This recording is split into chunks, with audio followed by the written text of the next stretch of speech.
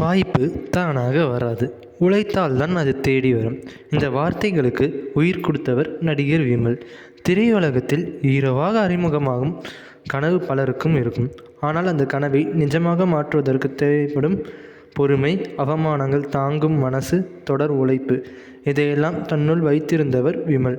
ஆரம்பத்தில் சினிமாவில் அவர் செய்தது பெரிய கதாபாத்திரங்கள் இல்லை, சின்ன சின்ன வாய்ப்புகள், கவனிக்கப்படாத வேடங்கள்.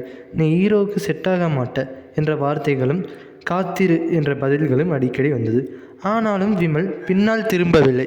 கிராமத்து மனம் வீசும் கதைகளில் தன்னை பொருத்தி கொண்டு இயல்பான நடிப்பை வளர்த்து கொண்டார். அதற்காக பலன்தான் பசங்க படம். அந்த படம் விமலை ஒரு நொடியின் மக்களிடையே கொண்டு சென்றது. அதன் பிறகு களவாணி, வாகை சுடவா போன்ற படங்கள் அவரை தனித்த அடையாளம் கொண்ட நடிகராக மாற்றின. பெரிய ஸ்டார் இமேஜ் இல்லாமல் நடிப்பின் மூலம் ரசிகர்களை வென்றார் விமல்.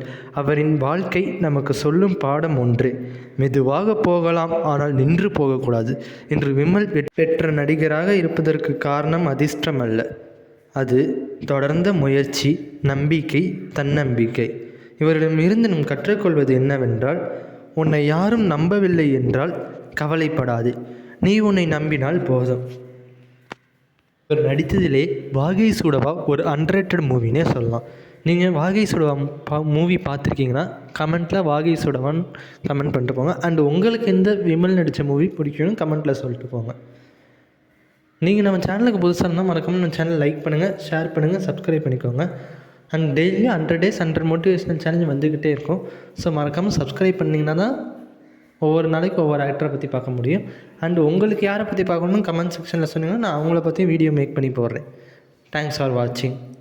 அண்ட் நீங்கள் நம்ம சேனலுக்கு புதுசாக இருந்தாலும் மறக்காமல் நம்ம சேனலை லைக் பண்ணுங்கள், ஷேர் பண்ணுங்கள், சப்ஸ்கிரைப் பண்ணிக்கோங்க. இந்த ஆக்டர் விமல் நடித்ததுலேயே உங்களுக்கு எந்த மூவி பர்சனலாக ரொம்ப பிடிக்குமோ அந்த மூவியை கமெண்ட்டில் சொல்லிட்டு போங்க. Thanks for watching.